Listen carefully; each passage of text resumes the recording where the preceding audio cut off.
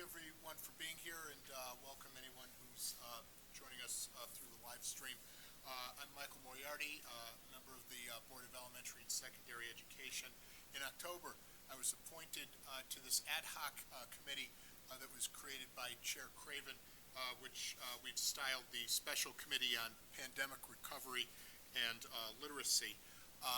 In context, in October, we had just received the scores for 2022, both MCAS and NAEP, and I think partially in response to that, Chair Craven thought it was worth taking a very specific and deeper dive into the area of early literacy, which, as you all know, I focus on pretty intensively. In addition to that, the month prior, we had passed a regulation which will require that districts begin to do assessments in the early grades, along with response to those assessments and parental notification. In the realm of early literacy, that is, to my knowledge, one of the first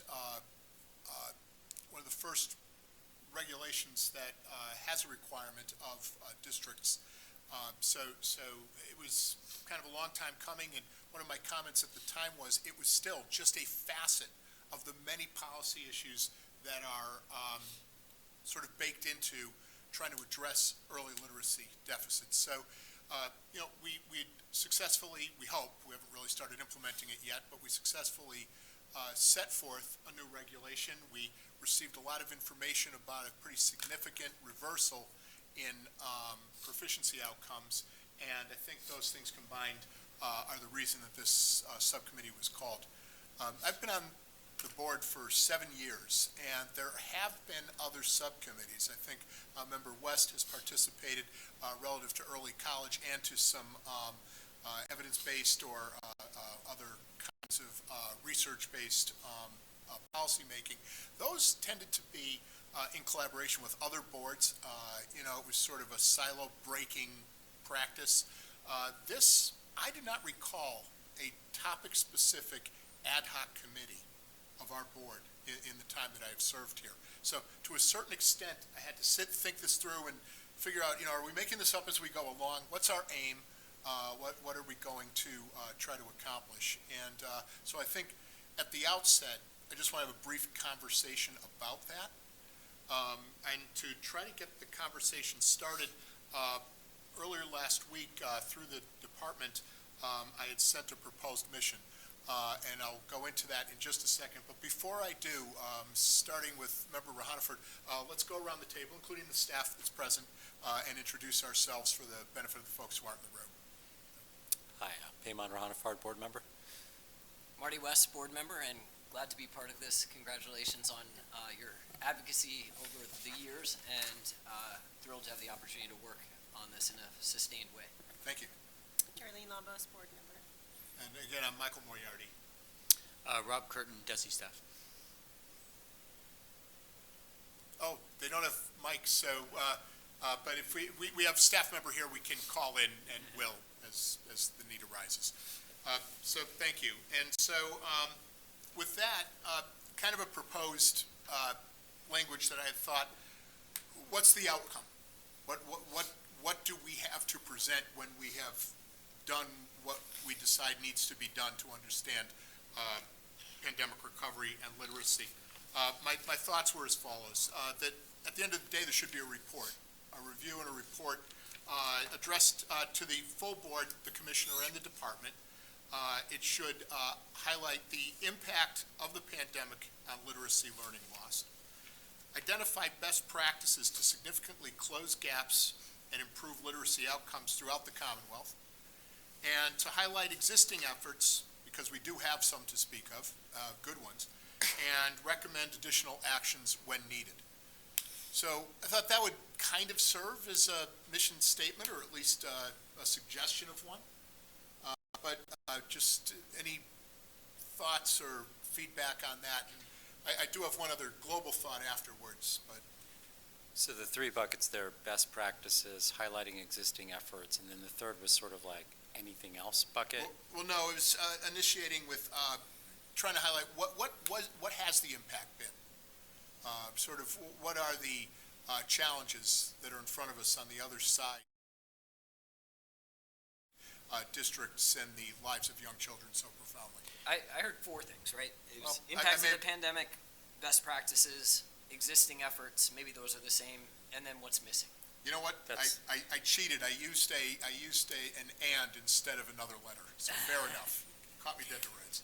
Yeah, I guess what I would add to that is, I mean, I think best practices can certainly catch a lot, but I wonder if we may feel coming out of this exercise a more dramatic call to action, perhaps something as significant as advising legislative change. And I don't know if that would fall into one of those buckets, but perhaps have a more grandiose frame there.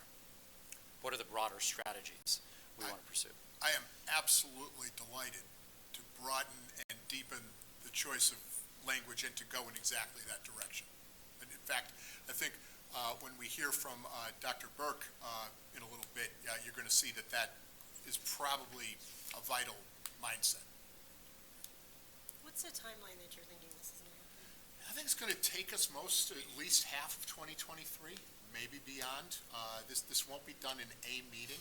I don't think marathon sessions ever benefit anybody, but I think there will be a number of topics that we maybe want to circle back on after we're done listening to everybody today that might help define that. I'm not giving a straight answer because I really don't have one. Okay.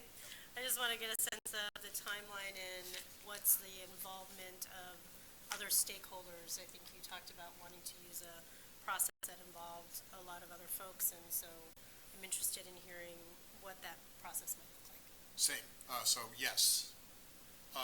So the one other thought I have with that, because I do think I can maybe make an amendment to that language based on what I just heard, and maybe circulate that prior to the next time we gather. One of the concerns in the name of this is sort of the implication that we want to restore the Commonwealth to the outcomes we had in 2019. Nothing could be further from the truth. They were inadequate. We really want to have and I think this goes right to your point, Payman. We really want to have a substantively improved proficiency outcome across the Commonwealth, as has not been seen before since we've been measuring this on a statewide basis. Yeah, that was going to be my comment. I, first of all, agree with Payman about the value of contemplating or the intention of pushing towards legislative change if that is appropriate. But where I get a little tripped up is the impact of the pandemic relative to the broader charge. I think we'll see in some data that we'll look at pretty soon that reading scores have been declining in Massachusetts since 2017, maybe 2015, even prior to the pandemic. And even the levels that they declined from were leaving a lot of students behind. So I think we should think a little bit more. I hope we don't, by acknowledging the impact of the pandemic, I hope we don't get into a return to normal mindset. Right, and I don't want to. I will say, I put that first bullet where the impact of the pandemic on literacy, learning loss, kind of because I felt like I was asked to, but also I think we do want to recognize this beyond important questions about instruction and structural issues that have long existed. I think there is a reality that this cohort of children who have been in school since April 2020 have had a very unusual experience, and in terms of social emotional, in terms of what will be necessary to address gaps that were created because of that period of time, that they do have. That's a special topic of concern that shouldn't be overlooked either. But again, sometimes it's in the framing. Yep. So with that, and almost ready for you, but the one other thing I do want to add to this is, as I started looking at this, it occurred to me that the department had adopted a racial equity decision-making tool, which it has been making use of internally in the department for some period of time, but which has not really been a part of any sort of board activity, except I think for a not strategic plan, was it a strategic planning session? Or? There was a couple of. Sort of a Yeah. retreat where we Yeah. gave Retreat, some, thank we were you. introduced to Yeah. it and gave some reactions and some feedback to it, but we haven't then Really actively had- applied it in decision-making in a public Right. manner.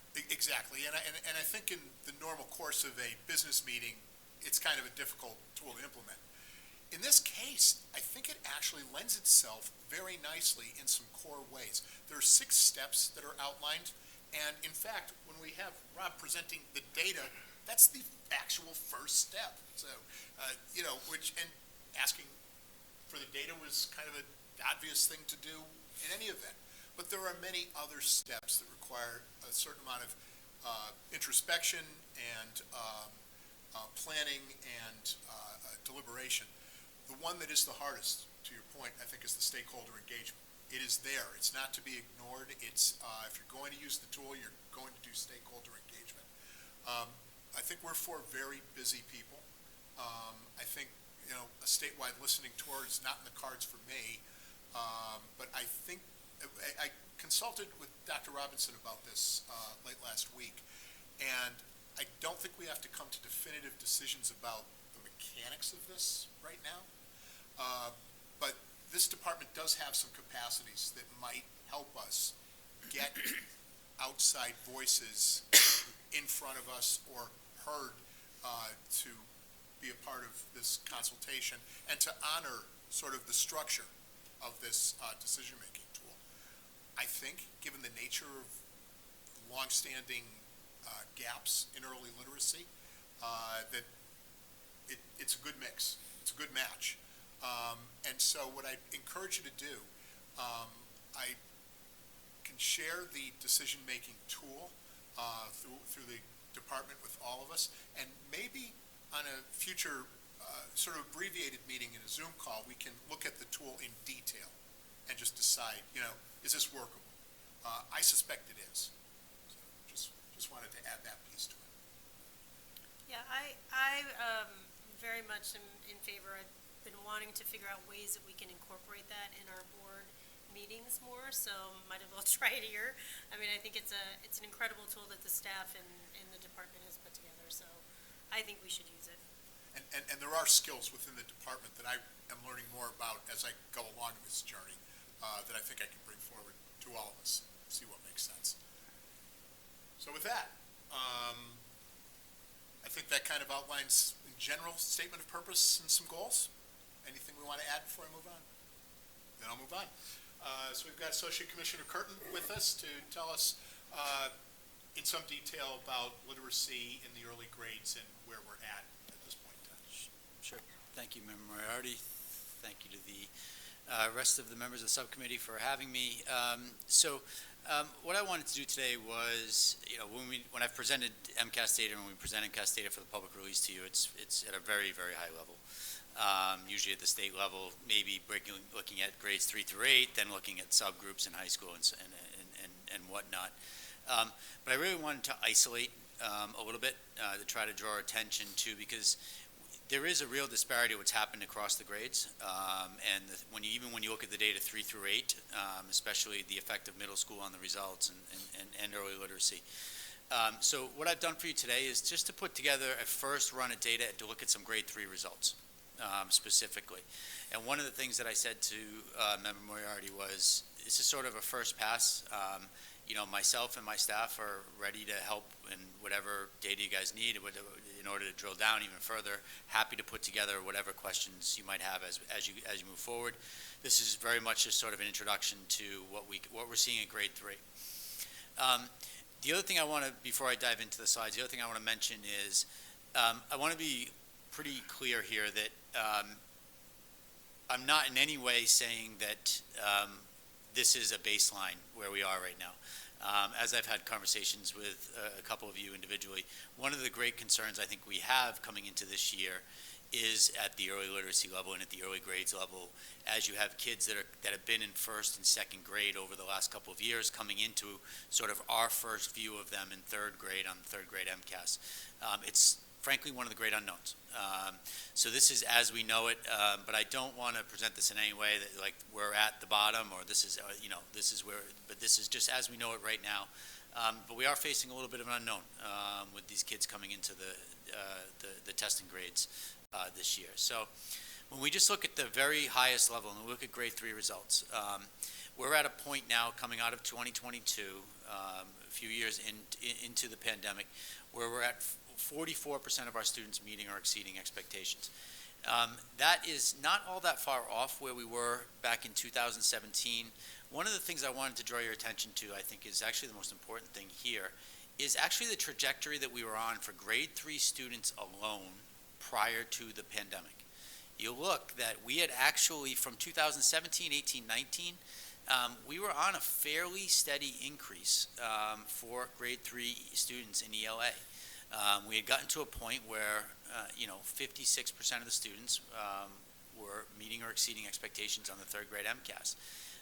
And you can see the effect in 2021. Obviously, there was no test in 2020, but you can see the effect in 2021 and 2022, where not only are we back to where we were in 2017, we're actually further behind that when you look at sort of the last 5 administrations of the test. So and you're going to see this sort of common shape on everything that I'll show you, right? We were actually on a pretty good rise in coming into 2019 in grade 3. But now, unfortunately, in the last two administrations, we have seen the decline. And that also holds true. You see the same shape pretty much across some of our student groups.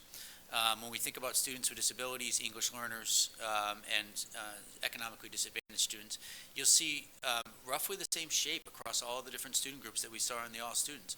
We were making progress through 2019. In these subgroups. Now, the achievement was still low. I'm not suggesting that we were talking about high achievement here in any way, but you'll notice that each of those the directionality of each of those was trending upward prior to the pandemic.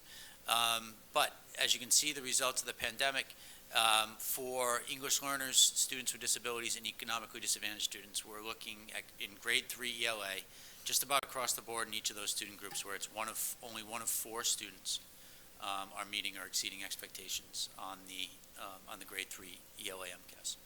Yeah, I was just going to quickly say, Rob, that you may have seen this NWA, to your question about, or your point about, it's sort of an unknown for the current grade 3 students who would have been kindergartners when the pandemic first occurred. NWA just released some of their latest data, and what they found was for grade 3 students, they had the least buoyancy, so the least bounce back to close the gap relative to all other grades. Yeah, it's the thing that makes me most nervous about coming into this year, right? There's definitely more of a sense of normalcy in our schools, but the impact on those grades, and as a parent of a second grader right now, we've seen, I know it firsthand. And when we look at the data by race, ethnicity over the course of time, and you can see here, again, look at the same shape, right? All of these, and again, this is not to speak to high achievement, but the impact of the last 3 years has been dramatic. And to the point where, kind of the same numbers when we're talking about our African American and Asian grade 3 students, where you're looking at 28, 23% of students meeting or exceeding expectations respectively. But all of both of those groups were on the uptick coming in 2019, and obviously there's been a profound impact over the last 3 years. This is one that goes a little bit untalked about, and is looking at the data by gender for our in grade 3, and frankly across our ELA results. You'll see here there is we were again, both for girls and boys in 2019, we're at both of those groups were majority meeting or exceeding expectation groups. But now again, we do have like a 6-point gap between our girls and boys in grade 3 ELA. And now that is smaller than that gap that existed in 2017, but that's mostly because our females have come down towards the boys. The girls have come down towards the boys. The boys have basically held steady across the pandemic. But we do have this gap, and as the commissioners mentioned, the early grade boys is an area that we're looking at because there is some pretty decent sized differences in the results that we see. often get questions about sector, right? And what's the impact in different places? And one of our ways of looking at that in the department is to look at our urban superintendent networks districts. Those are basically the 25 largest districts in the Commonwealth. And then also to look at our charter schools. And you can see here, you'll see that coming back in 2017 and even in 2019, coming into the pandemic, right? And we're talking about our grade 3 results. Our charter schools were just about where the all students group was for the entire state. Okay, you're talking about 56% meeting or exceeding expectations as compared to 54%. Okay, and although they were, again, everybody was sort of on the rise in 2019. Okay, and you'll see that the difference between the charter schools and the all students group has grown, and that gap between, for our urban superintendent network schools, is down below 30% of our urban superintendent network students meeting or exceeding expectations. So just to be clear about that, what that is in those 25 largest districts, in grade 3 students, less than 3 of 10 students in those 25 districts are meeting or exceeding expectations. One of the things, and Member Moriarty often asks me about this, but one way to look at a school in terms of how schools are doing across the state is what percentage of schools have a majority of their students meeting or exceeding expectations. Okay, now you can look at that for the entire school, you can look at that for the entire district, right? But if you just look at the percentage of schools where the grade 3 students are meeting or exceeding expectations, and look where we were back in 2019 as compared to now. 2/3 of all of our schools in the Commonwealth back in 2019 had at least 50% of their schools meeting, 50% of their grade 3 students meeting or exceeding expectations. Okay? That number has dropped down to just over 40% of schools across the Commonwealth have 50% of their kids meeting or exceeding expectations. And if you look at the impact in our charter schools, where prior to the pandemic, 63% of schools had a majority of their students meeting or exceeding expectations, that number is now down to just over a quarter of the charter schools with grade 3 students. And in our urban superintendent networks schools, again, in the 25 largest districts in the Commonwealth, only 13% of schools in those districts are majority meeting or exceeding expectations in terms of for grade 3 ELA results. You see what I'm doing here is just sort of digging deeper and deeper. And one area that we wanted to bring a little bit of attention to is our results in writing. Now, I know we often talk about reading, but reading and writing obviously are very highly related. Okay, and just wanted to show you here when we talk about how our grade 3 students are doing on the writing portions of the MCAS.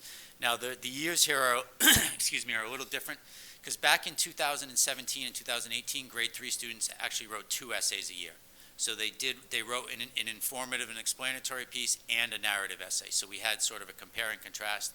In an effort to decrease the amount of testing time for grade 3 students, we reduced it down to 1 essay in 2021. So in 2021, you'll see it was an informative essay, and in 2022, it was a narrative.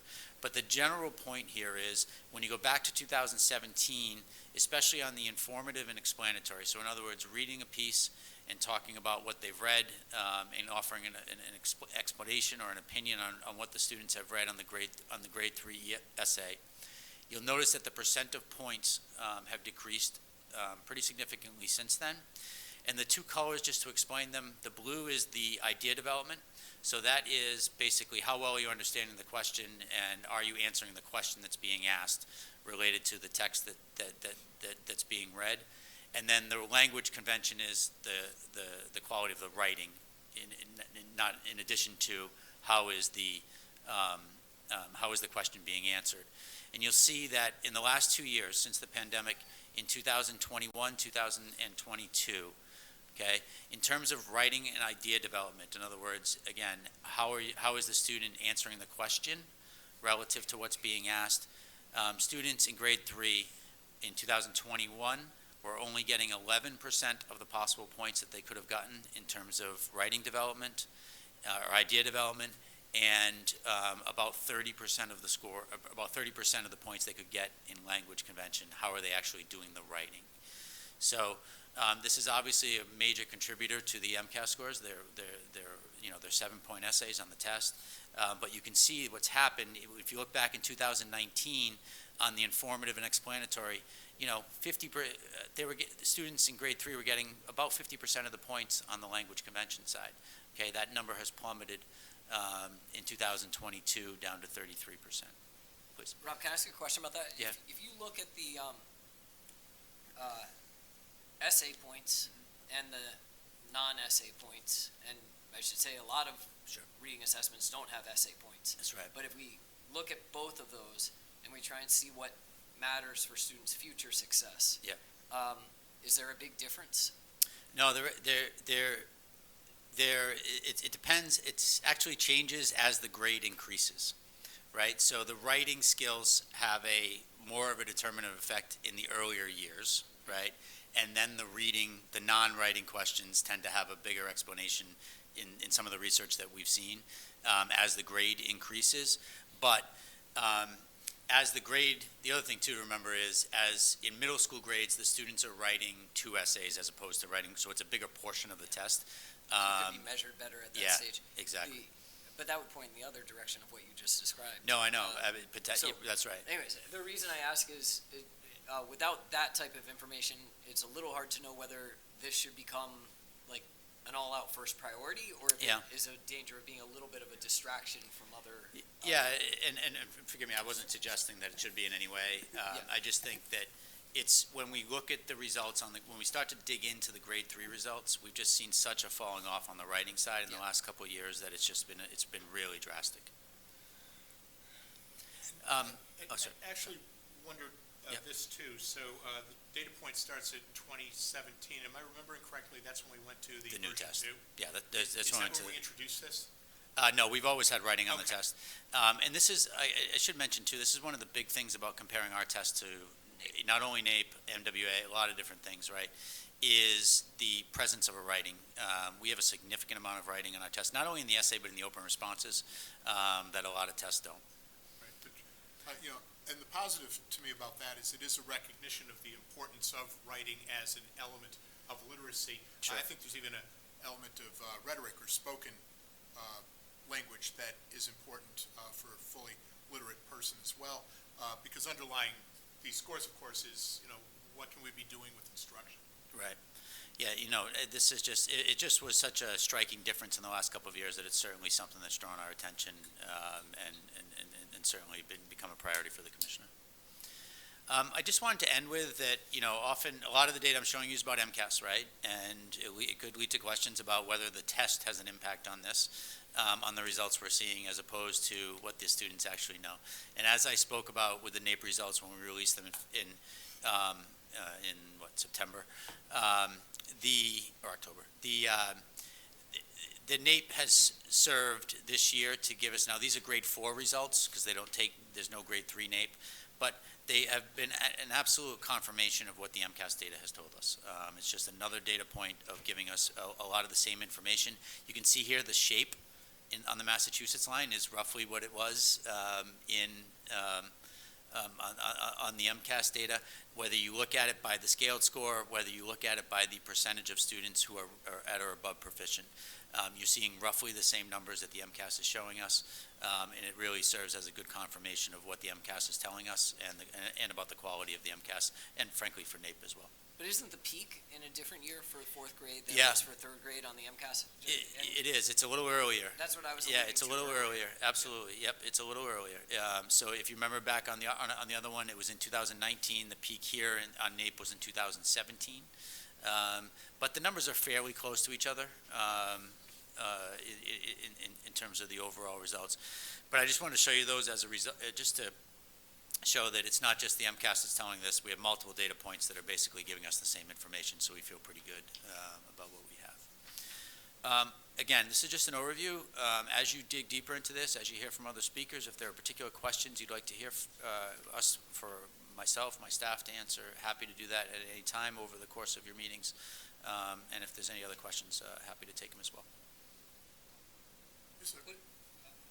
I know it's tricky to make direct comparisons to the pre-2017 test. Yeah. But was that positive trend, 17, 18, 19, on the grade 3 MCAS, was that there on the legacy test? Yeah, it was a little flatter, to be honest with you, coming into this new test. Now, the standards changed, right? Yep. So that's a whole thing with it, too. So it was a little flatter, and we started to see the uptick a little bit before we switched to the new test in 16. But then the increase on the new test, and especially coming on with the new standards, was really 17, 18, 19. It'd be interesting to do some exploratory work to try and understand what was driving the pre-pandemic improvement. Yeah. Whether it was going on in certain places. Right. They had in place. And frankly, because often the data we talk about being flat for so many years is a compilation of 3 through 8. The middle school data was actually dragging down that line Yes. a little bit. But they were certainly on the right trajectory, but there's been quite a profound impact over the last couple of years. I have a question. Now, you said that, people always question whether it's the test itself and whether that's a good measure. What are the other assessments that you use and feel like, you had mentioned that we have other data points, so you feel good about what's being presented? Oh, so I'm sorry if I misspoke. So I'm not suggesting that we have another statewide data point in any way. So we have the NAEP, we have the MCAS, but also anecdotally talking to school districts, they use local assessments. I think that, there's pretty good sentiment that this trend that we saw over the course of the pandemic is what they were experiencing in the classroom and throughout the state. Yeah, I'm really interested in what, Member West was saying about what created that uptick, but also are people pretty much in agreement what also resulted in the downward trend, aside from. That one seems more straightforward. It's Yeah, just- it's the pandemic, I but think the pandemic. The pandemic obviously is very straightforward, but, Yeah. yeah. This is the amount of formative sort of learning time that was lost for our younger children Yeah. is significant, for sure. I think you mentioned in October that looking at chronic absentee data had a certain correlation and predicted value as well. Yeah, there were the places that were more hard hit and resulting in student absences experienced greater loss. That's for sure.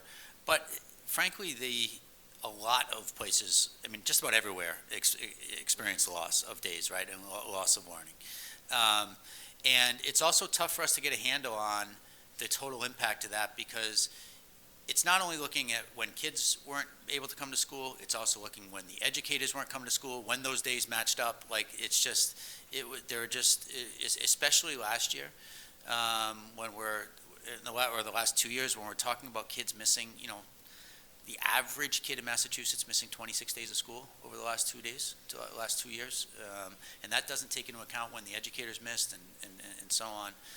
It's just a profound impact.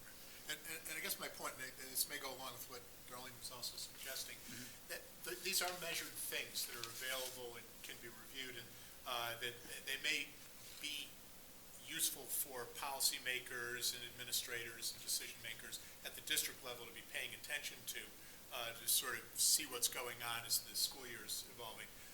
There are a number, one of the challenges with the in-district testing is that there's so many different products out there.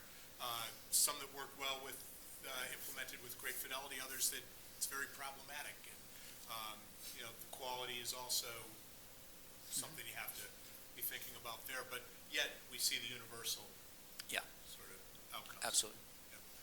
And just so I can put this on the record before we let you go, on the 2021 MCAS Sure. that shows up here, if I am recalling and stating it correctly, it always needs an asterisk because it was a shorter test administered under different circumstances and therefore has a different kind of probative value, if you will. Yeah, I appreciate that, and I should always offer the caveats, and my apologies there. So the 2021 test for grades 3 through 8 was basically half a test, and it was instead of taking 2 sessions, basically students took 1. And students were able to take the test both in person and remotely. But anytime you have half the amount of information, then you have half the amount of precision by which to make an inference off of. So, yes, we believe in the data that came out of it, but certainly it's a different test that the students took. Right, and I've suggested this to folks out there that, if you want apples to apples, look at 2019 and 2022 and maybe Absolutely. recognize Yeah, that. we focused primarily, the commissioner's language was primarily using the 2021 results for diagnostic purposes. And we focused on the difference between 19 and 22.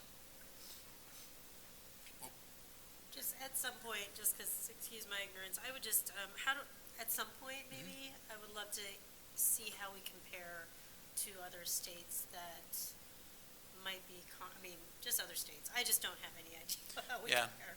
Yeah, sure, and it's, I think that's where the value for NAEP comes in, because it is, although it's a sample test, it is a common assessment across all the states. I don't think we have a rigorous test, a rigorous state test that has a lot more writing than a lot of states have. And it is a rigorous assessment as compared to some places. So probably the best bet for an apples-to-apples comparison with other states is on NAEP. Okay, thank you, and I'd like to move on to the next part of the agenda, and very much appreciate your preparing this and bringing it to us. Early literacy policy elements and best practices. It's my great pleasure to bring Dr. Kimona Burke to you today. She's got a tremendous history in this work and is specifically engaged with Excel in Ed now in assisting states in understanding the components and elements of best practices in state early literacy policy. I caused a guidebook to be shared with you recently. I think it's a helpful guidebook if you look into it. And so what better move than to bring the author in front of you. So Dr. Burke, with that, I'll turn it over to you, and thank you so much for being here. Thank you so much for the invitation. Good afternoon, everyone. I am excited to be here working with Massachusetts. I want to really just give thanks to Catherine Tarka at the Department of Education for just her collaborative spirit, collaborating with Excel and Ed, being a part of our early literacy network. And I'll talk just a little bit about that at the end. So I'm going to share my screen. Let me know if you are able to see it. Yes. Are you able to? Yes. Okay. So I'll just talk a little bit about just early literacy policy, what the comprehensive elements are, those components of early literacy policy that if, passed, in policy, regulations, are done together in a comprehensive approach, that it can lead to improved outcomes for students. And I do want to just provide some context to this presentation by, just saying reading struggles don't discriminate.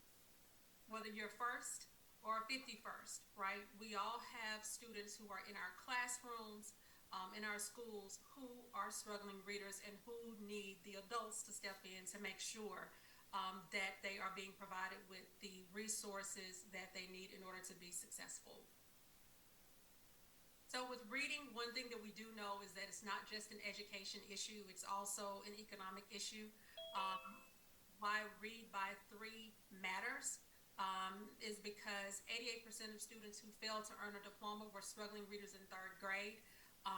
These statistics that I'll be just mentioning briefly on this slide, they come from either Annie E. Casey Foundation, the National Institutes of Health, Literacy Behind Prison Walls, right? So we know that literacy touches so many aspects of our daily lives.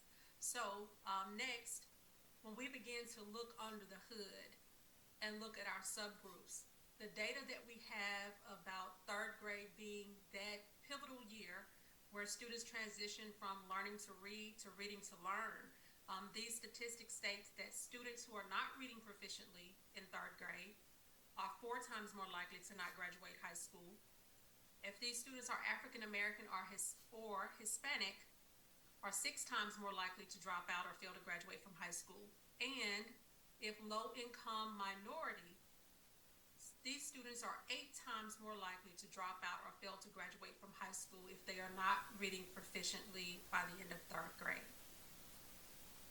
Other statistics are that 7 out of every 10 inmates cannot read above a 4th grade level. And lastly, the Barbara Bush Family Foundation partnered with Gallup a couple of years ago to release this study related to how literacy or illiteracy actually impacts our economy. And the study found that the nation could be losing up to $2.2 trillion annually due to low adult literacy rates. Students who are struggling readers, if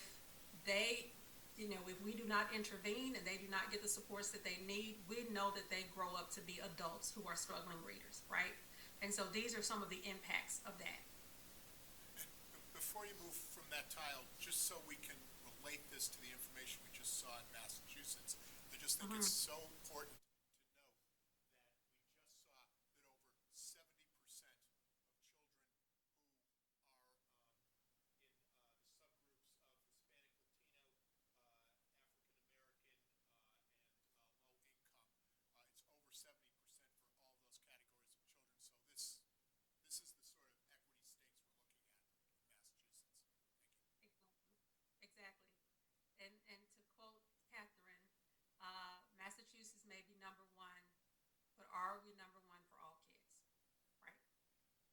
Okay, so the science of reading and early literacy policy momentum. Let's talk just a bit about what the science of reading is. The science of reading is a body of knowledge that informs how we should teach children how to read. It informs our practices, right? There's evidence that informs how proficient reading and writing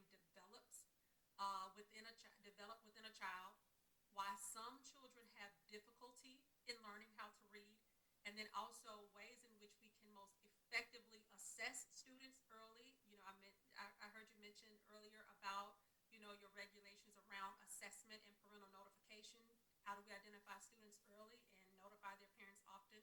And therefore improve student outcomes through prevention of and intervention for reading difficulties. If we can catch students early, we can prevent, for many of them, reading difficulties, and for those who have reading difficulties, we can intervene early and have a significant impact on their improvement in literacy success. One thing I do want to say about the science of reading, this model, this representation for the components of reading comprehension has been used very widely to discuss the components of reading.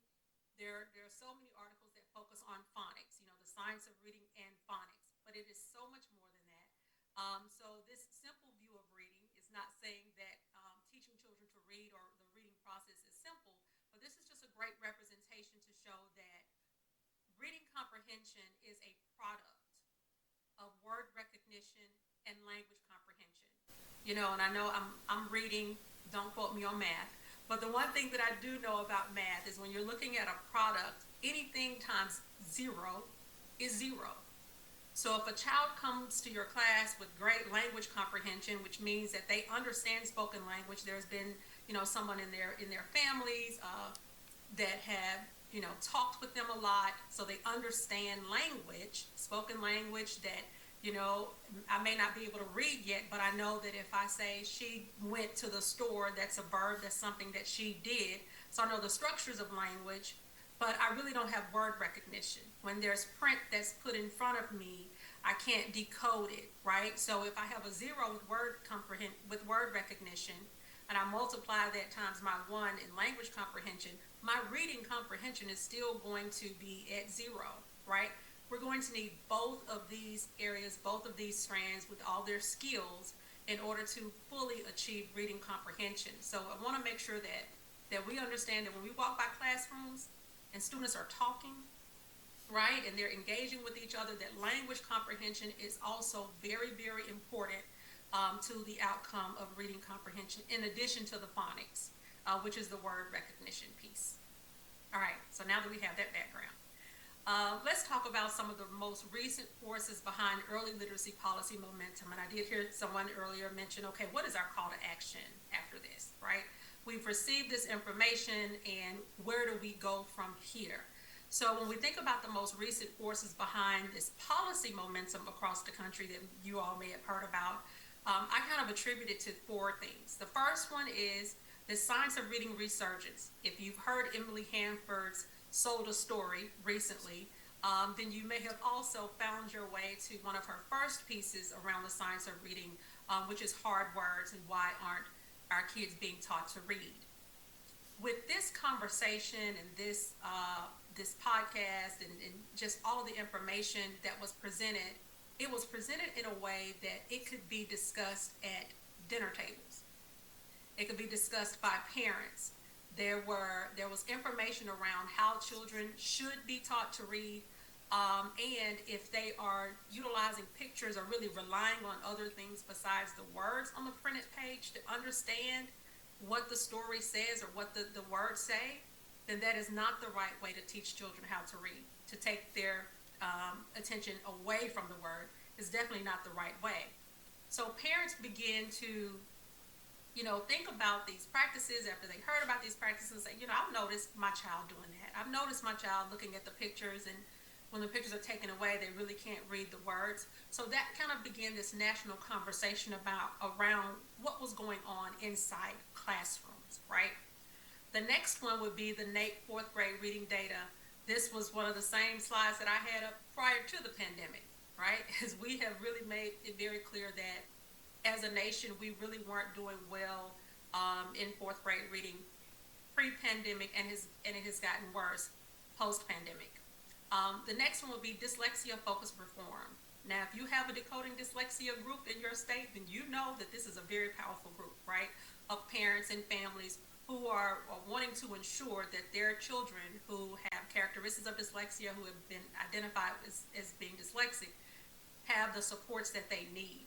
And then lastly, the COVID pandemic.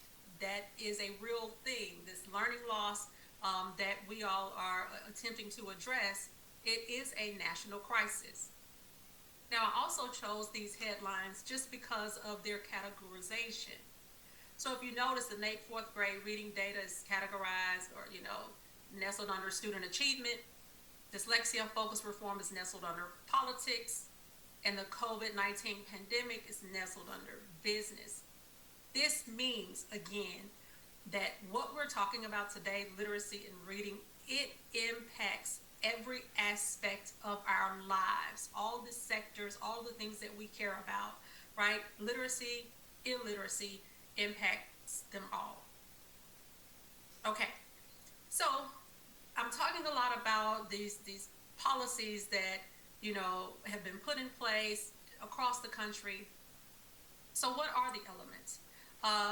When we think about looking at this from a comprehensive approach to ensure that students are at the center and that we are doing all we can to ensure student success, the first bucket will be around supports for teachers and policy.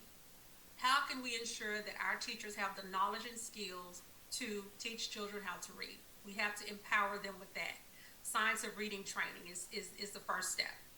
Reading coaches in those classrooms to support teachers as they transition from this research into practice is also very beneficial.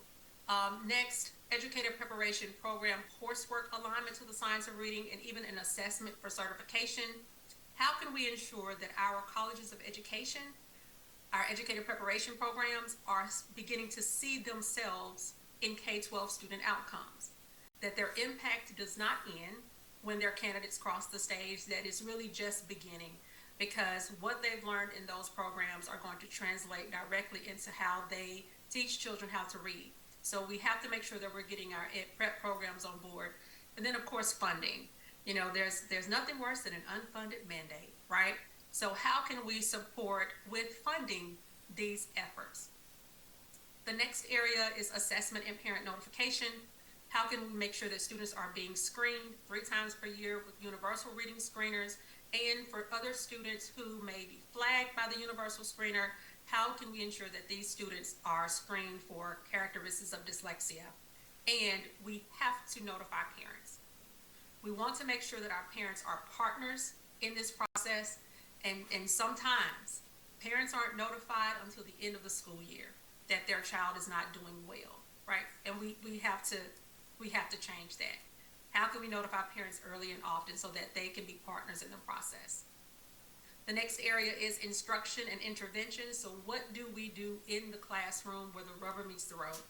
High quality instructional materials for teachers. For us in Mississippi, we started with our professional development in the science of reading, and then we had teachers saying, well, yes, so I've learned all these things, and now I'm going back to my classroom, and the materials of the curricula that I'm using, they're not in alignment with this new knowledge that I have. So we have to make sure that the materials that teachers have in the classroom also align to the science of reading.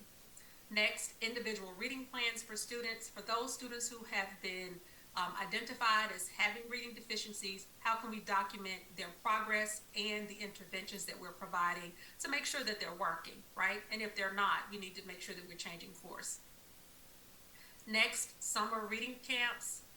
And again, of course, interventions and progress monitoring. Summer reading camps, opportunities for students to engage in innovative activities and interventions over the summer, and then resources for our parents and families.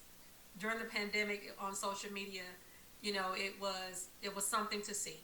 There were so many parents who were just asking for resources, and can you point me to resources? And there were so many resources that were not good resources. So how can we intentionally, as a state, point parents to resources that they can use that have been vetted and that are evidence-based, that they can use to support their children at home?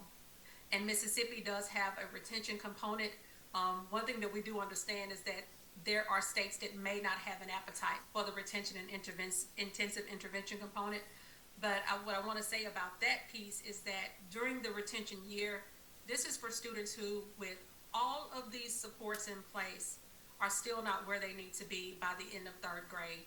And so their retained 3rd grade year should be a different year than the 3rd grade year that they previously experienced, to ensure that the interventions are more intensive and that students are getting the support that they need with an individual reading plan and other supports that are in place. Now, the screenshot that I have on this slide is that one of the goals of Excel in Ed is to support states in policy. And we have model policies on our website, and this is a model policy, a screenshot of a model policy that we have related to comprehensive early literacy. And we have advocacy directors on our advocacy team who actually work with legislators and staffers to draft policy, and many come to our website, choose this language, and we go from there. So let's take a look at where we are across the country. So with this map, as you can see, it shades from one of the deepest shades of burgundy, maroon, to gray, where there are states, about 10 states, that have not adopted an early literacy policy at all. Really, those components that I mentioned on the previous slide, they're not in law, right? For those that have adopted comprehensive policies, they're in, again, this darkest shade of maroon, and as you can see, it lightens as it goes across, depending on the fundamental principles that states have adopted. But one thing that you'll notice about this country is that there are so many states who are now moving towards being intentional about improving student outcomes in 3rd grade, which also includes making sure that all those supports that I mentioned earlier begin for students in kindergarten. Although we talk about this as a 3rd grade law, this is not just a 3rd grade teacher's responsibility. We have to equip and empower all teachers, those who initially see those students as they enter in kindergarten through 1st grade and 2nd grade, of course, and 3rd grade. We have to empower them and equip them to be able to support students along the way. And a literacy policy, for me, in my opinion, is a first step. What this does is that it brings about equity. Equity means that these things are in law, which means that you're required to do these things. We have to make sure that our children in our lowest performing areas or lowest socioeconomic areas, they should still have access to teachers who are trained in the science of reading. And we know in Massachusetts there are great things happening in many places. The issue is that there aren't great things happening everywhere. So how can we begin by ensuring that that is the floor? The floor is that these great things should be happening everywhere. All the other things on top is how well we are implementing these things that may be put into law. Doctor, just on the map, a quick question. Is the gradation based on legislation alone? Because we're speaking to you as an executive branch regulatory body. We don't have the capacity as a group or even as an entire board to affect a law. And yet, we did, by regulation, just recently make, I think, a genuine move that will raise all of our several districts to that floor, at least in the area of assessment and parental notification. Did we earn a little bit of pink there, or do we have to wait for the legislature to step up? Right. So with Massachusetts, and know that in January 4th, we will be releasing an Early Literacy Matters website. And it will become more granular where it will represent these regulations that you have on the books. This map currently just represents policy, state statute and policy. But January 4th, we will be releasing our website. Is going to be interactive tool where it will give you, it will make sure that it is understood that Massachusetts has adopted these regulations around parental notification and assessment. It's very helpful. Thank you. And Yes, don't think I'd be satisfied with light pink either. I'm sorry, what was the last thing I you said? said, don't think I'd be satisfied with light pink either. We've got work to do. Oh, I understand. Okay, so the Mississippi story, how access and opportunities can lead to improved student outcomes. There were many things that we did as a state and that we continue to do as we are implementing our Literacy-Based Promotion Act. The LBPA was passed in 2013, and with that, our law is fashioned after Florida's law, so that comprehensive model policy that you saw is the blueprint from Florida that Mississippi adopted. And with our Promotion Act strategies, we did a lot of those, again, same things. But as it relates to our implementation, we made sure that our Department of Education, the infrastructure, our state chief made sure that our infrastructure was one that could respond to these specifications of the law. There were several things that we found out along the way that we didn't have in place when the law was passed. For example, when we talk so much about intensive interventions, we didn't have an Office of Intervention Services, right? We didn't have an office where our administrators or teachers could call to actually get questions answered around what it meant to provide these intensive interventions. So our state chief stood up an Office of Intervention Services to support that, to support dyslexia, also our multi-tiered system of supports process and individual reading plans. We did have educator training. At the time, we adopted letters. Most recently, after about 10 years, we've now switched to AIM Pathways. That is also, of course, grounded in the science of reading. And we had educator training across the state. We also allowed some of our candidates in our educator preparation programs themselves, the students, to attend letters training. And of course, we had a cohort of professors, of faculty who teach reading, who also were trained in letters. We included the coaching, the early identification, parent communication is extremely important because our parents want to know what they can do to support their children. We had parent nights across the state where we talked to parents about the law, about the expectations, things that they could ask their child's teacher or administrator, and then of course resources that they could use to support their children at home. And for the most part, we wanted to educate them about the law. We needed them to understand that your child will be screened after the first 30 days, and you should be receiving a screening report. And this report will let you know if your child has, reading deficiencies and what the school is going to do about it and what you can do about it. So it's the stakeholder awareness piece that we feel that we were really able to leverage, because we want people to understand the law and to not have questions. So we had FAQs, we had, again, webinars, all of those things to make sure that our stakeholders understood the law and also understood their role in making sure that the implementation was successful. So how can we go from barriers to opportunities? And I have like a screenshot of Scarborough's rope, these skills that I talked about that I referenced earlier with the simple view of reading. These are just all of the skills that are woven into word recognition, language comprehension, right? So what do teachers and leaders need access to? These things that I mentioned earlier. Educator prep programs aligned to the science of reading. We also have to begin to think about intentional student teaching placements. Where are we sending our student teachers, and are they able to observe teachers who are utilizing these best practices? Professional learning opportunities, literacy coaches, high quality instructional materials, and data. In order to make instructional decisions, our teachers and leaders have to have access to data. And universal screening and progress monitoring, those are great first steps. So what do our students and families need access to? High quality early learning experiences. Their children have to have teachers who are knowledgeable of the science of reading. Universal screeners, also screeners for vision and hearing. As we know, in the early years, as students are learning the sounds, many students may have ear infections, or they may need glasses. Those things that we have to figure out early on so that they can be their best selves, and so that those things will not hinder them from learning.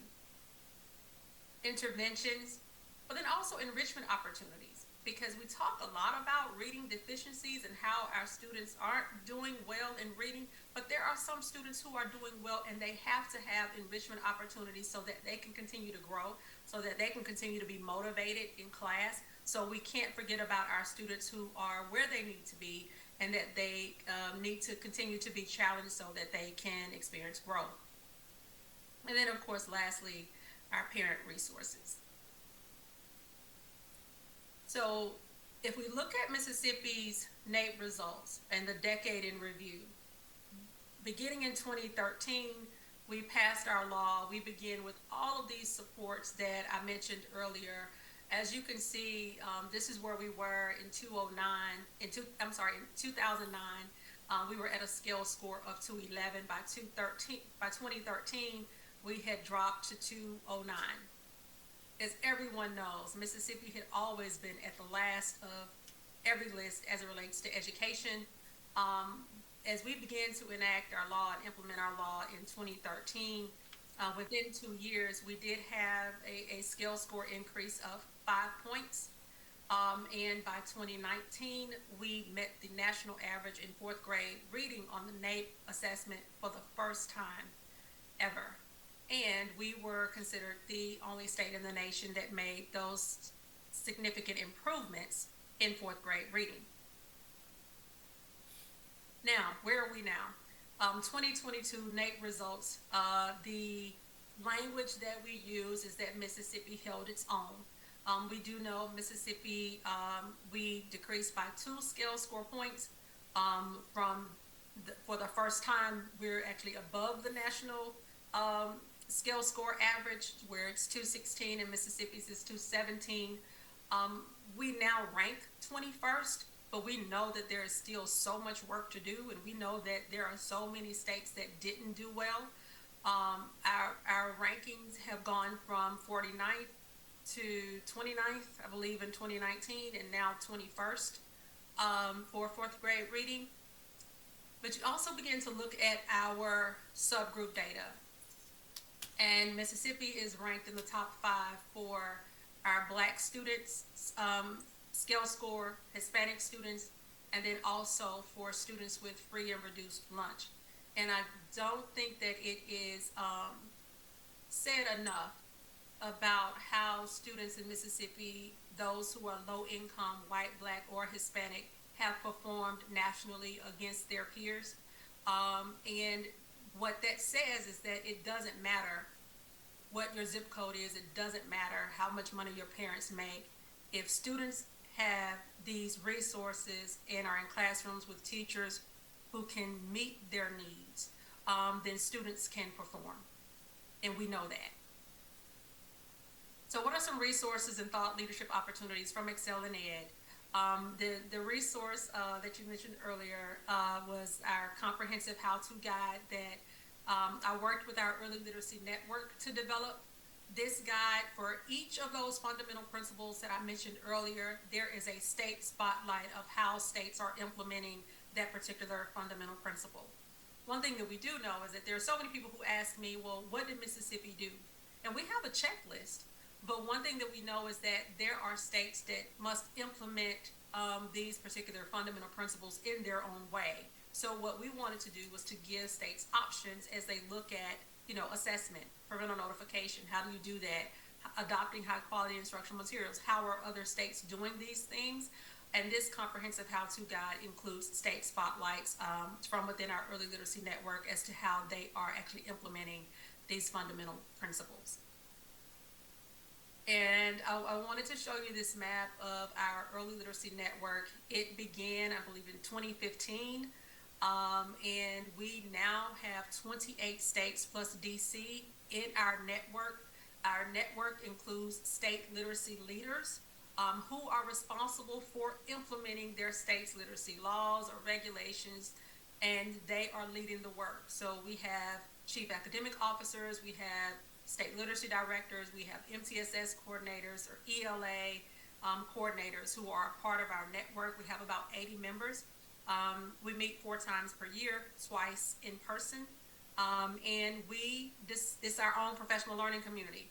So someone from a state can say, is there another state who has a parent resource or a website that they've vetted or parent read at home plans, and you have at your fingertip, 27 other states, 28, places where they can say, yes, we have it, and here you are. And this is an opportunity for state literacy leaders to receive professional development.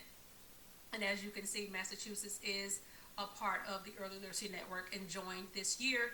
And this year alone, Excel in Ed worked with 15 states to either adopt early literacy policy, protect their early literacy policy, or strengthen their policies. And Alaska is one of the new states that joined. We supported Virginia and also Delaware in passing their literacy laws.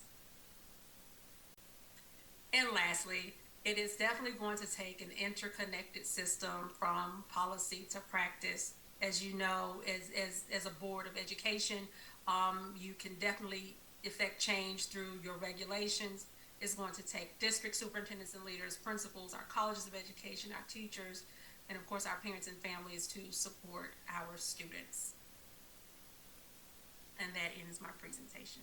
Well, that is tremendously helpful. Thank you very much. I did overlook that your claim to fame is as, I don't know if the title was Associate Commissioner, but you were instrumental in working with the Department of Education in Mississippi as part of the team that helped deliver the results that they've enjoyed, and hopefully will continue to thrive and move right up the list there. So thank you. Questions from any members? I do have a question, and thank you so much, Dr. Burke. It's always great to see what's possible. Seeing the success, it's just wonderful to see and hear the successes. I have, I just have 2 questions actually. So the policies that you've been helping to pass across the country, what's the cost? Do they talk about? That's one, and then I'm assuming, what's the opposition, if there is any, and does it have to do with cost? Yeah, so the cost, of course, will depend on the state. It depends on the investments that the state plans to make. I kind of separate the cost with kind of the business of school versus the professional development and the additional resources that will be developed. And when I say the business of school, I really think about how schools and districts must already adopt a curriculum, right? That's the job of the school board, that they adopt curriculum. But how can we make sure that they're adopting the right curriculum? So you're spending your money, how are we ensuring that you're spending your money on the right things? If you have the MTSS process or RTI process, then schools should already have universal screeners. How can we make sure that you're adopting the right screeners that are screening for the right skills to make instructional decisions about students? So when we get into professional development, the question is around how many teachers, which grade levels, right? So there's not just a general cost. In Mississippi, we have, our legislature appropriates $15 million per year. In some states, it's a lot more. In our how-to guide, you'll see the breakdown of what Tennessee, the 100 and something million dollars that Tennessee actually put into literacy, but they used a lot of ESSER funds from the pandemic. So they have been able to target those ESSER funds to their literacy initiative, right? To make that bold investment initially in that. So it really, the cost is going to depend on the supports that are going to be put in place for the materials, for the professional development for teachers, and then any other materials. But other than that, notifying parents is free, right? We have an example of a parent notification letter. So it's things like that that's about changing practice, making your practices more efficient. And then there are other things that are going to have a cost associated with them. Yeah, I appreciate that. I assume that was the answer. It was investments and shifting resources and that. That's always what policymakers always ask is, what's going to cost? What's it going to cost? And has there been any opposition to the ways in which you have been trying to move these kinds of policies across the country? I'm just curious. Well, yeah, I mean, there are states, like I mentioned earlier, that are just like, we're not adopting the retention component.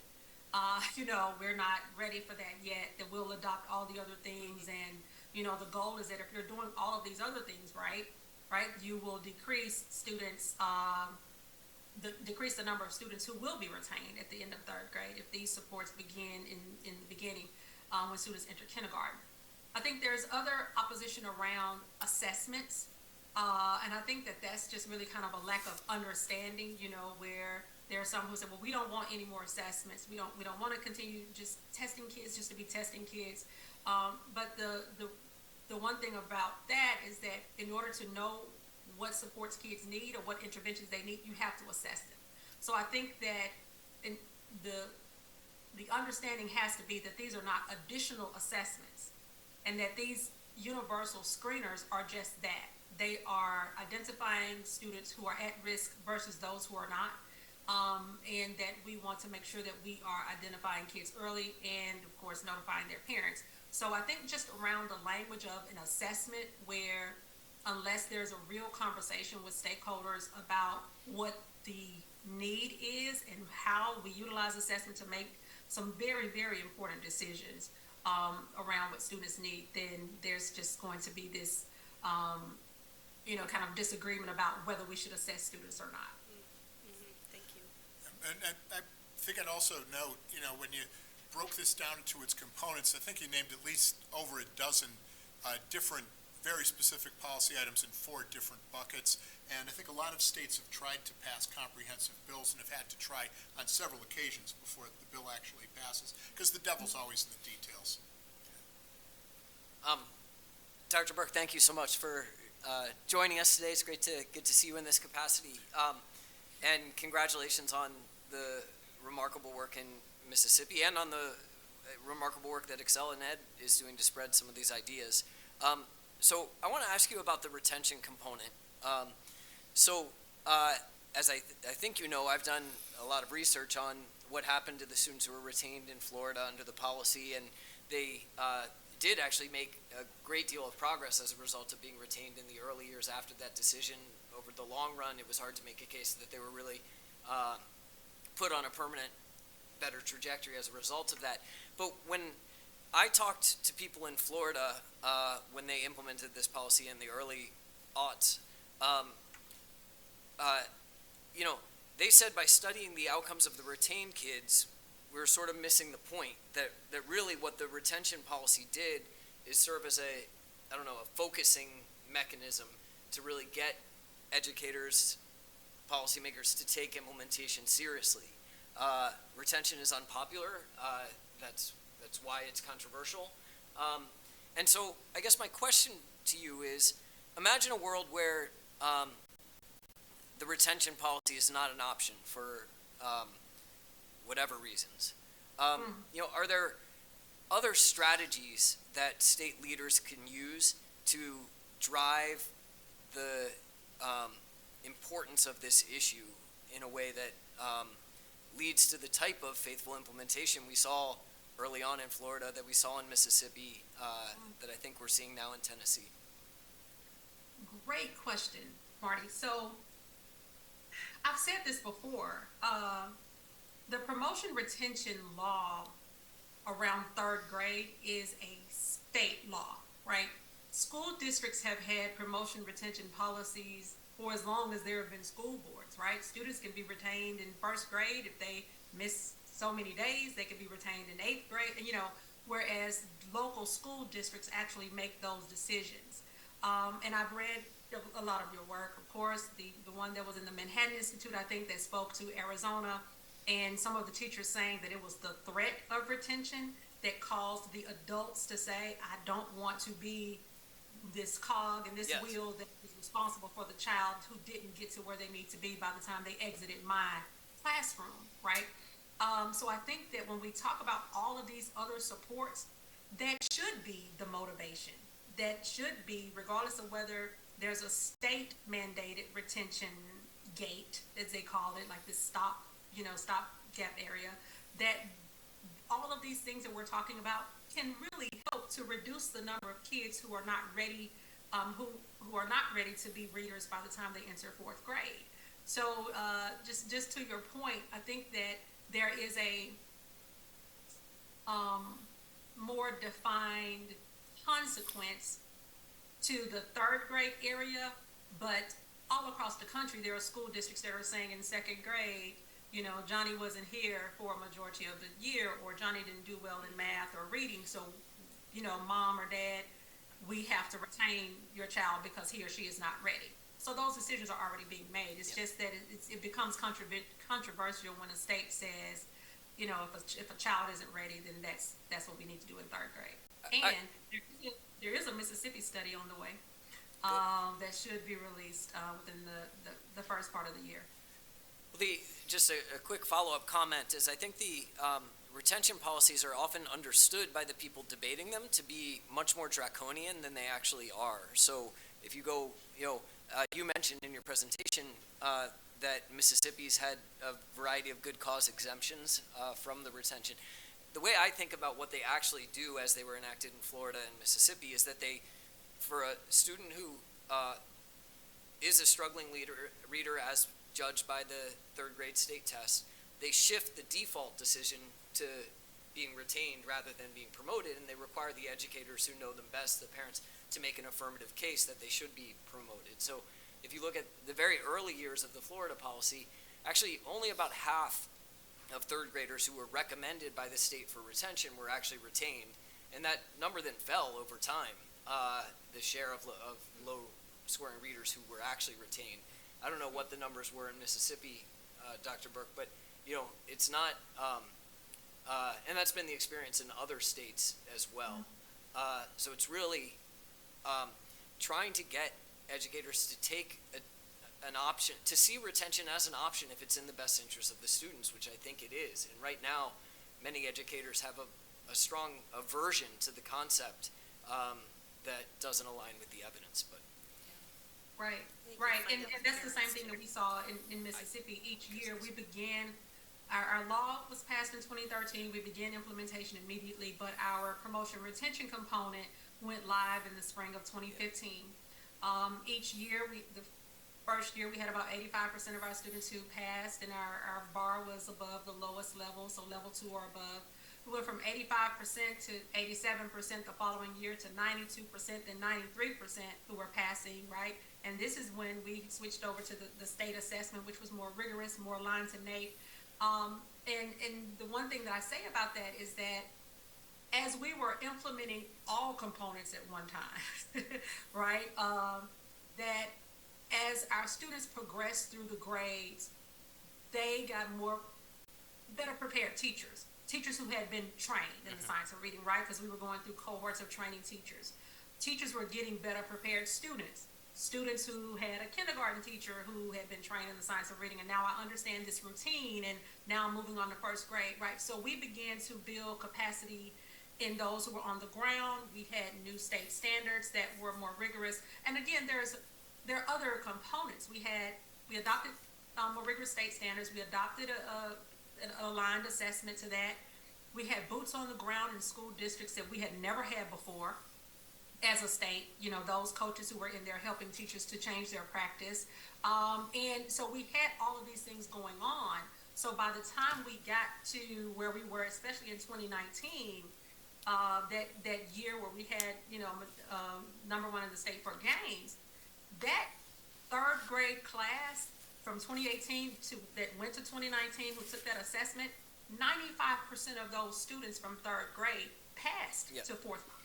So our retention part at that point was probably less than 5% of our kids because they were just better prepared, teachers were better prepared, and all of those things were happening. Yeah, and I'll just make one observation in response to Member Lambos, who said parents often also don't want their child to be retained. But I can see that that's the case. I also, because of this research I've done, hear from dozens of parents each year. It's gone down a little bit over time, but it used to be dozens, who are being told they want their child to be retained because they're struggling as a reader, and the school is telling them it's not an option because their interpretation of the evidence is that it's harmful. And I think our work shows very clearly that it's not typically harmful if it's done, as Dr. Burke says, not giving them the same thing again, but giving them something else. So I would want to come out of this a change in sort of how people think about the retention decision, regardless of whether it's codified in statute as a recommendation or not. Right, because it's going to be a practice in districts, no matter what we do. And also the education that goes along with it. As you said, it's not just teachers, parents I just think about the social aspect of moving people from grade to grade. That's always been a discussion, at least, and definitely an education around parents, for sure. For sure. I do want to put on the record before we finish with you, Dr. Burke, there's sort of a prelude to, I think, a future meeting and where we'll dive in deep. So Massachusetts is a state that does not have a comprehensive reading bill, nor does it really have a lot of mandates in this particular area at this point in time. However, proactively, through the leadership of our commissioner, we do have some components that I've seen in other literacy bills. One of them is we do have a written literacy plan already in effect. We do have an established office, the Center for Instructional Support, which bases outreach for teacher professional development, and we have the Curate model, which is a very similar to Ed Reports, but more localized way of vetting curriculum that districts can choose to use. But let's note that, can choose to use if they see fit. I think there are other noteworthy practices that we have been able to do at the department regulatory level as well. Just wondering if your observations, is there, in the absence of a bill coming along, is there a strong possibility that we continue to build and move forward in a timely fashion, or is the bill a really necessary component to support all that work we're already doing? And I'm so sorry, I have a hard stop. I have to go pick up my kids. But thank you so much, Dr. Burke. Thank you, Member West. Thank you so much. Thank you. We'll see you tomorrow. Right. You're very welcome. So here's the, of course, I choose the latter, right? I'll say a policy to make sure that everyone's on the same page. But what's also extremely important in that is the monitoring of it all. And that's why I always say passing a law is a first step. That's the same as regulations. Like, how do you ensure that these things are actually happening on the ground? So one of the things that helped us with that was having our literacy coaches on the ground in schools, and we did not have the ability initially to put one literacy coach per school to make sure we targeted and put our literacy coaches in our lowest performing schools using data, knowing where they needed the help the most.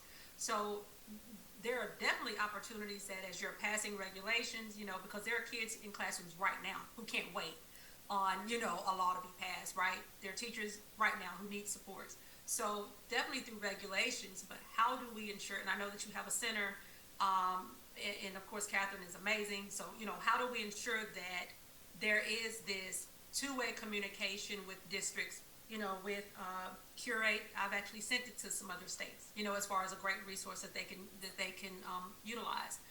But we want to make sure that these things are happening on the ground. So as we think about follow-up conversations about your efforts, that's going to have to be a key component.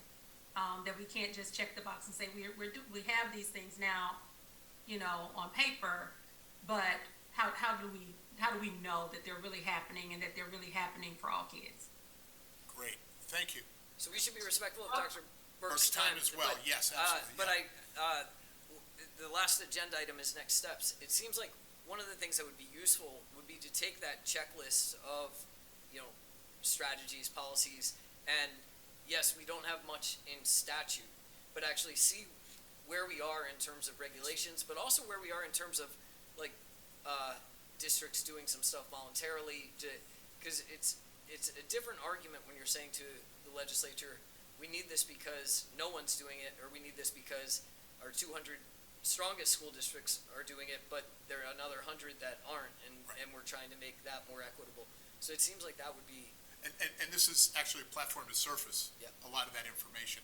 So I agree with that. I think the immediate next step is possibly for us to do an organizational meeting, which I think could be done by Zoom, where I think, I want to do further research with the staff about the digital, the racial equity decision-making tool, the feasibility of it, and some suggestions they may have that I can bring back to you. I also think, to your point, we could take these 4 buckets or many of the components within them and sort of map this across a calendar for a year and sort of figure this out topically. And so I think those are 2 related tasks that could be done in a kind of housekeeping kind of gathering. Of course, one of our limitations, we've got to obey the open meeting law, and I have every intention that that should happen, which means we've got to post before any time more than 2 of us are in the same place to discuss these matters. And so I do see a little bit of a mix and match where there will need to be some housekeeping, which we can probably do from our offices, and then other opportunities to get out in the public, bring speakers of the prominence and quality of Dr. Burke whenever possible, and we have a ton of them around here too. So, there's plenty of opportunity that way. In those venues, be as public-facing as we possibly can, so this information is seen and shared, and ultimately to talk to the department about, and so how does the report get generated, who's doing the editing, how does it get presented, and when. So I'd see that being the immediate next meeting, largely a housekeeping, but then we can calendar exactly to your point.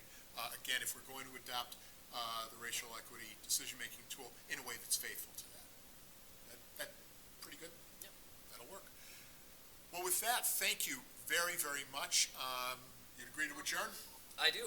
And we are adjourned. Thank you so much. Thank you. In almost exactly 90 minutes, too.